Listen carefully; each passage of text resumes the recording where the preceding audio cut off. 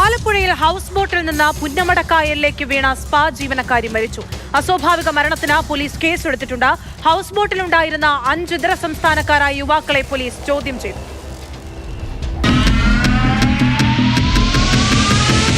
തമിഴ്നാട് രാജപാളയം സ്വദേശി ശരണ്യ രാധാകൃഷ്ണനാണ് മരിച്ചത്. ആലപ്പുഴ നഗരത്തിലെ ഒരു സ്പായിൽ ജീവനക്കാരിയായിരുന്നു 34-കാരി. തമിഴ്നാട്ടിൽ നിന്നെത്തിയ 5 യുവാക്കൾ സ്പായിൽ നിന്ന് ശരണ്യയെ ഹൗസ് ബോട്ടിലേക്ക് കൂട്ടിക്കൊണ്ടുപോയി. എക്സ്പ്ലോർ ഇൻ കേരള എന്ന പേരുള്ള ഹൗസ് ബോട്ടിൽ ശരണ്യയും യുവാക്കളും ഒന്നിച്ച് സംസാരിച്ചു നിൽക്കുന്നതിന്റെ CCTV ദൃശ്യങ്ങളുണ്ട്.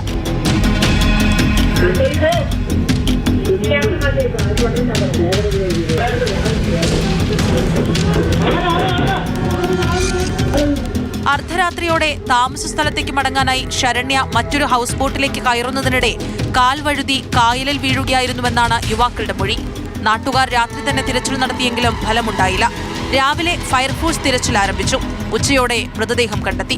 ഹൗസ് ബോട്ടിൽ നിയമവിരുദ്ധ പ്രവർത്തനങ്ങൾ നടക്കുന്നതായി നാട്ടുകാരിൽ ചിലർക്ക് ആരോപണമുണ്ട്.